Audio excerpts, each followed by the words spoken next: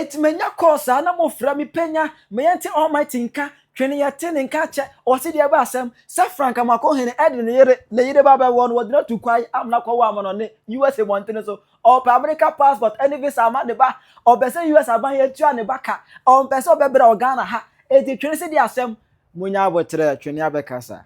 munya abotre twene the almighty akoduru headquarters asem na koduru nanim Dr. Frank Amakɔhene wonya Mexico Kenny Jonas fellow was it adenti yes you say ana wode wo yele etukwa free Ghana ha e manu ko wo USA born be na Ghana ya yewo as a regional minister despite all the regions and mu claim say mu NDC government esino wo anya ba bia ma yele ango wo ni tukwa de na twene abe clash with Dr. Frank Amakɔhene memo nche mu no akere wadwen e de amame e wo comment section how you penya block media mesro say ni demo oba like keep brother ma bro subscribe button subscribe click notification icon of latest update sabe kire wadwen de amame e wo comment section oba so not your first enya bia hwe so it was on 3rd June 2026 here and it was a crater be a free calf o ma so ye say eye Comfort Teaching Hospital o ma so ye aba o mu kire say e hono no o mu accident and emergency unit no abom ma bew ayema ma je say o mu ye ba bia ntia du kwa any hospital bi dida form nyina enipa mienu e share bed baako je say e ho aye ma to the point say o mu nya ahomeje enti o mu declare suspension to further admission say bia wako din semhunu bi ana fofi antoato akonya accident in critical condition say bia wonya situation bi wu I was said do emergency a Comfort say o mu ntimi admit wo ho because e ho ayema e mana Ghana for ni bi kra enwimi e bo say NSW das mkese na go Comfort hospital a Ghana ha edimu e serve most in fact many regions e wo Ghana ha e serve many regions e wo Ghana dey say oye ne we ato Comfort na say Ghana yada pa na there ya wu awie that same time na mafo bi say na Dr. Frank Amakɔhene o wa hene that Ashanti regional minister ye hu no subida o wa hene because ye believe say o ye adwuma wo ye na santima mu de nya bi nie mahama ba ye he wa makumasa da ni Dubai adwuma wo ye no enia mo di ba kumasa ni mpunto de ba no amafo che say nya bi nie ejom o mu bi say na Frank Amakɔhene o wa he a ade we koso Comfort iron shortage or why sad that same time I was only also ewo USA enjoy or the yele awa kan yele a obe wo no Dr. Frank Amakɔhene entima ma na yere a wo Ghana say Ghana hospitals ni nyina de hunu se ni nyina ye bola Ghana hospitals nya ye nkukobuo enwa Dr. Frank Amakɔhene it all pe baby ama na yere wo no all pe baby obiliza ne yere wo a ne ba enwu ne yere nwu omunya benya nkwa all pe baby a ne yere ba wo asundwem ne anidie mu no wanya baby a Ghana ha ma ne yere anwo otwa flight ede ne yere eko USA montene so ana ma ne ko wo ye jese now ne ba no or American citizen automatic what I say by birth or American citizen ana so be American citizen so in the city ni so a month bi aban ni tua wo ka akra na ya wo no month bi 20 no Dr. Frank Amakɔhene person enjoy this benefit on person de ba bebre oni musa se wo ne ba to Ghana ha amamu enkoye o Ghana ha nti ne ba bebre oni to on person de ba bebre ene o de ne yele tu kwai ama ne yele akwakowo abra kumase problem bebrebe na ekosu kumase yenye obi ma ne handle ma ye efi pegu kejeti amontene yenye nipa ukwa edum asafu efi pa enu achi enso to yiri kumase enzo to ye yiri asafu ho no VIP terminal area ho efi pa de begu kro ekwan ni mfifinye finkotua ye pe Dr. Frank Amakɔhene say doctor oh way that Ashanti regional minister be boy ma ye hu no ordinary yiri atukwai eno ana twene Jonas ekokwa pai na nsemo ka che Frank Amakɔhene no esi woni eni se ka kire aden na wo ye kwasiasa Afali hospital Akawuram hospital are almost completed, almost and nearly completed. 500 bed hospital. Akawuram. Our Asante region. Regional minister Kwasi Ampenyi no. As what taxpayers money no betimi akọ lanchi. Wani jo mama Kwasi no betimi akọ lanchi hospital no ma bia no. Na nurse ne doctors na omugu efie no a jo mama bu akọ dadam so oba on di onimnyansa chan Akufo-Addo. Obeba besi se omo postu omo no near the Omakugu no many Juma is a form of job creation. No, John Mahama Kwasiano, as he says, Sikana, I private jet, I petrol private jet, no more Sika Cotonum, Eddie Akotana UK Chile. Now, regional minister, no, yes, anti-regional minister, no, or no, so as one a year Kwasiaba, I bet in America say, oh, mewa. Meanwhile, sir, and Muay to Abamo.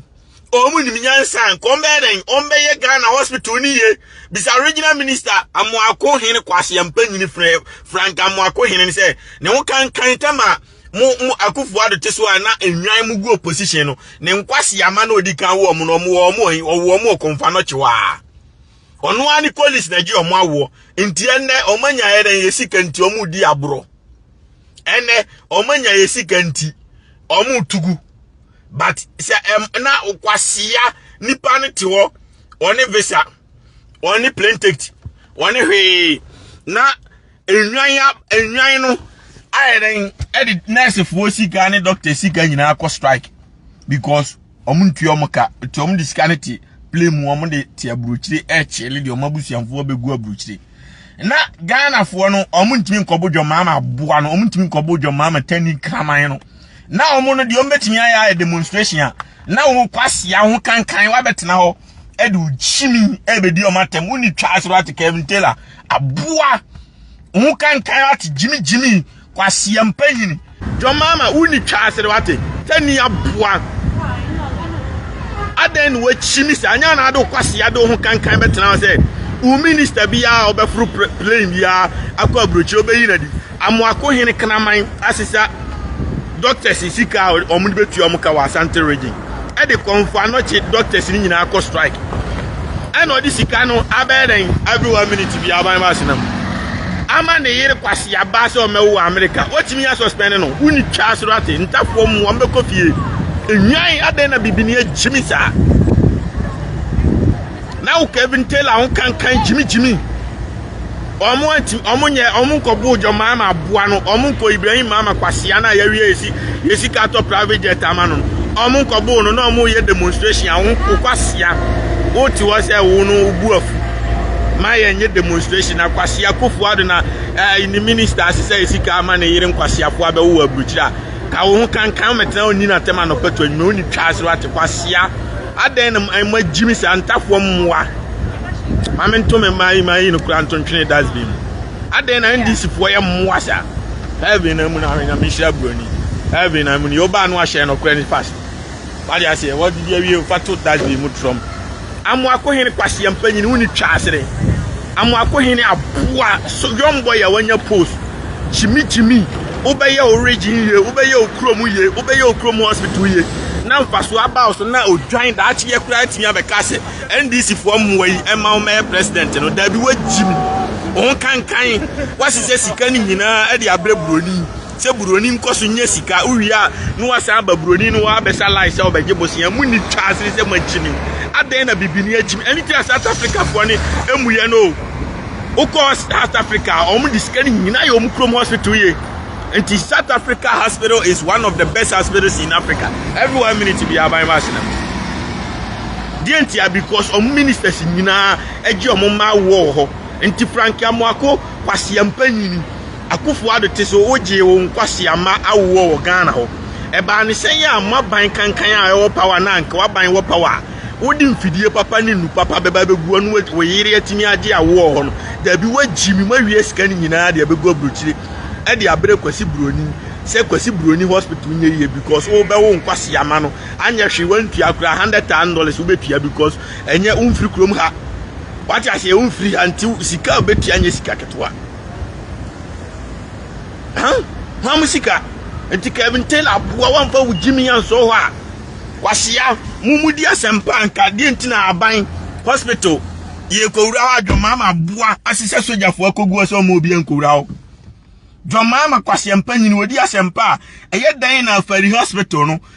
parliament fo no mo ne Jomama aboa ni nyina nete omo ni nyina ne nam eba ne se omu kowura o se omo mura o because onimisa hospital na dan mfofo a enso odwan wei ebetena ho se ono oba o bie hospital ni nyina no asesa nurse fo akogum I'm charge and to me powerful beast in me empower na yen run siri no so entin kwase afo esa o man na be ka kire intima Jimmy MPP Jimmy NDC Jimmy sa no ye ko ye ni man ye ko ye chi mobile ma Jimmy NDC NPP fo ne bam bam bam bam bam bam bam bam bam bam bam bam bam ti Kevin Taylor won kan kwase out America hospital papa wa kwasi ama abroni abrewane ma no wo frɛ ambulance 911 America no madru fie gate ano aboa Ghana ni so oye nipa ati sɛ wo Kevin Taylor kraman no enti konfa no chi hospital no doctor ni wo nurse ni wo mo strike because your mama odwan no awie o musika ese oditwe o muka na odwan kromu ofo se da bi yentimi ntena kro kase ewem now region ni nyina hospital kase ya nyina ni da so doctor ni wo nurse ni wo yenu akonya accident ana awo ka me yire awo ka me wo faase a no bedru hospital no na doctor ni wo nurse ni wo na moja atunu nu awu no mu no awon kobu jo mama aboa no wadi ase no mu kobu jo mama tani kwasia no mu kobu no omu de omu ye so omu ye demonstration say aban ni ntia doctor fo ne ka aban ni ntia omu ka o jo mama ni manta fo nkraman farari ba ko mtima wusika betumatua Ghana doctors kan nyina for the next 50 years farari jo mama ni manta fo mwa no samre anye yesika no mawia anye ye ne Jimmy ni akoto abamamo ko mu gusire mu kana ntwie ntafo mwa no farari amu ba esa so emu 5 no die kan 5 no ba ko pesika ebetimi atua Ghana doctor fo nyina aka kopim tama ewi ase kura besei enti dwomama tani kwase mpanyi ni tani aboanka anya ye ne kokrometi na ama omasebia amo akohini kwase mpanyi ono ane na mo aye nto abamo mo na ne yire kwase aba ne na ho apopapo no wo konfa no chewo ne nkwase ama na odika wo mo no wo mo yin konfa no chewo enti manya tumi a ayese mo ye konfa no chi ni ye na mo wo mo ma no wo ho dan se obeso asika na bre kwase broni wo Jimmy aboanti akufuado ni ministers na yesa akwase yade we ya ka obeba betena aba bere aba beda akufuado asise a wosise asika ni nyina de bre kwase broni no aman na Ghana nurse fo ne doctors gufi aden wo Jimmy sa Kevin Taylor woni twaso ate emwa na Ghana media fo ni nyina Jimmy because so your mama ukoka na the police ni soja abechewo ebi ase parliamentarians kura omugu parliament mpodi soja fo a stop omo afari because your mama we Jimmy na adwen ne say soja aban wo yeku na wi ni mi wa kokrometi na to abama aboa everybody has a right to go to a place according to security tax emi your mama we Jimmy is aboa no every individual be all Ghana hono or right say on what me call government is wa gini sika edisi bibia nipa no right so de nani hu nti okwa wonso asojafo ema ntika individual bi kura o mantamu na ade sojafo ye o musa nkanyansa o mba se parliamentarians na o mo no eye den ehye mmara ono ye MPO ena ofiri ni kurom aba waji ni kurom fo sika ono MP ni representing ni kurom fo enti kurom ofo nyina entrin som nkogu parliament enti kurobi ato abayi ni MP man be represent no na me ka cho se heaven na mu na hwanya mishra broni enti odwan jo mama boa MP ni ba no no abegina ho se oba ebewura ba bi awo no tani kwahia ya gi sika de ma ho anopa wi anwumre no akodi aho adanse a kire ni kuromfo se sika kura mu ye gige mo no president ni dia ye adwuma duru sei ana waduru sei na MP ni beduru ho na soja fo se o mani nwura because your mama kwase ampanyi ni sei soja ni obeti ase am mawura na obeyi na di your mama woni twa ase de wate na me ka cho se excavator ni si omde build kuro no omde ye ka kwanya me hira bro ni bibi ni aboa nkode galamsi se ni kuro ibrahim mama kwase ase wahu excavator kwase bro ni de ba be ye ka kwan aboa wo sesa ba obi anu ya ma mpanyini na mode se nkofo nsuo mode se nkofo mfuo mode ye galamsi nyan kraman ntafo mwahe excavator ni si wa ye de ye kuro mu akwan isn't that incredible nyan enti MPs no dia responsibility and say omo yeden omo nante abanyuma no so na omo kodi adanse say sika ya ye mu ampani ampa me de mani ekohu say aban no ka kwan we waye ana hospital we waye ana we say school dan we wasi ampa enti ye tua tax madwo mama tani kwasia no discount UK bro ne hwam na ni ministers nkwasiafo Asante regional minister Abua Asantini Kramaya udi ntafo muwachi na wonso Jimmy akraketo ese osue nyansa ombeka chem se oye fashion show nyina odwan minister muwa na fe wakọ chese Jimmy nkoa won nya meche no enti musia bibi wonsia nyansa na aka wai 2 years ya de mu kofie mu be kofie muwa ntafo nkraman odie soja ni mintim medina tem ono de oje o the spirit of mama boa no ete ya odobro ni kwase aba soja fo guide ni enye soja fo ne fort maybe say o se jo mama boa ni say o ma medina chi a obeyi o mandi enti se soja fo no makono o mo se o mo nte ase ma mo nwurom kokwatu a jo mama boa ne se o mo nye on na meche no e de be an se e beto aba na ti o mo enwan ntafo nkraman Odi Kevin Taylor no ahwe bibi ya nanka usro mi ntimaja o me ma di se meku ba akoso Jimmy ahwe me ne choice meku afiri ase abua wonu pese o mo Ghana fo mo kire o mo ba wo ho kankan oti America wo firi abua sa wo ba Ghana de Ghana soldier fo obo ho ban when the tia sika me de hwe soldier fo no uni charge the taxpayers money o mo a wo pese o mo wu no o mo a wo pese o mo yare o mo ko hospital doctor ni ho no o mo esika ne de ehwe wo Kevin Taylor Mufiwati yesi ewu nipa ne nkwa no akoso atua sika amadwo mama kraman no no anya bi di ama wo kraman kwase ampanyina mu atwa ntramo mu apoa enti dwo mama kwase ampanyin ka wo sise sika ni bi koma doctor for no mko se ewu nipa nkwa no achimi dodo apoa wo sika de from private jet ekwa UK 30 seconds kura hu petrol sika eno ko atimi supply machinery any equipment ko gu hospital aden na machimi sa also obey 24-hour economy nti odwan uko opposition abansana odo kwase abetena se mi hu kran kam start 24-hour economy na sesen we chimi 2 years ni untimi start hwe ntu so we aboa. That is the goal. Emaburu nya adwuma nye na esifo bebu nkotodwo wanim o yesi akufo adum post yo enti aboa yi wuso ba be postu amu enti aden na hospital na ka wuram na wodi sika to pad kwache ema nkofu oma enye sika duro na woji a sika wodi $1 million koto pad kwache nkofu oma twem no obi asuma so to abama se ne ba 20 na oto abama obi eto abama se kotia doctor foka kotia nurse foka koyika kwan bi enuma na employee nipa no waya adwuma ya ono abeyi sika ni bi akoto pad akata ne twani anya wo na abegye twa ho etwema mpanyini nkwasiafo. You think it's a joke? Then I'm sorry, it's not here anymore. It's not. It's Kevin Taylor boa. Emedi otumfo atem bi ono otumfo nkanhwe.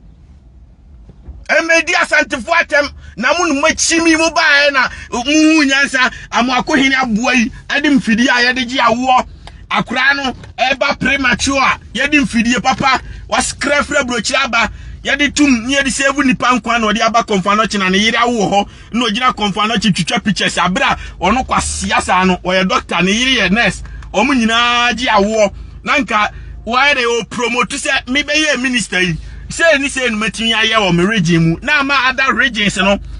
Greater Accra region Buna hafu region obia minister so for study so obenso so be ye bibi e de aboa ne kromfo da bi enwan mo lodu sika ni nyina de agu premu e de abegu ade akoche kwasi broni so no economy nyeye what you say na nkraman kromwofo ye demonstration amusema jimi entafo mwa enwan etu kraman no kache ni say mo ye mwa enti say Ghana fo ye demonstration e normal na fe no ujigana ni sika say wo ye bibi a na omu ministers ba ho a mfa ukwase ansoma sojafo so munkoguo na esa ama sojafo no ho yan soja ni oyeden ochi criminal waya se tie soja ni adwuma oye no anya adwuma sei no oye soja ni so respect parliamentarian tie dia mecho no soja ni so respect ni MP or so get instruction from the MP anya president na say soja ni disrespect MP ayesa wo se kuro no jimi Iria mechono se MPB wo region na oba no catch the soja ni say oh me MP of us abra soja ni nim no te parliament obi anim no TV so no aba no say oh hospital gateway bie na me meyere me mfa mani mehwe ba bi am oman contractors ayadura sojani no si onte ase no ne ne preso a because mampanyini si onyimi a yes sir mu yeden mu ma sojafo no ho yahi because the soldiers are supposed to work for the Ghanaians. They are not enemies of the state. Tieri amechi ojo mama won kan ate Jimmy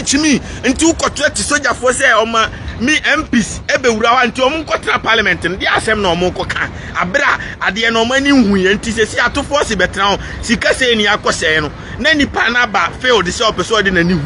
obeda die didi atofo se ika. But the moment amu jai sojafo ni jai omun kone na mo kohwe na fe omba parliament atofo se de ne kwase abetna ho no si se ni aboka nipa no ko fail na ni tua omuna eyeden e represent Ghana for enti woma ba na wo sis wo yadwoma ma wagimi abra yato aba na dia ma Ghana fo na to aba ma na Ghana fo asoma mu representative omo MP ama ni from constituency aba so omehwe adwuma a wo di esika na ye na wo so nti ase a we criminal. Eti jomama wo chimi no chai obeto a chere wa adwene e de amame e wo comment section ha ipenya block media.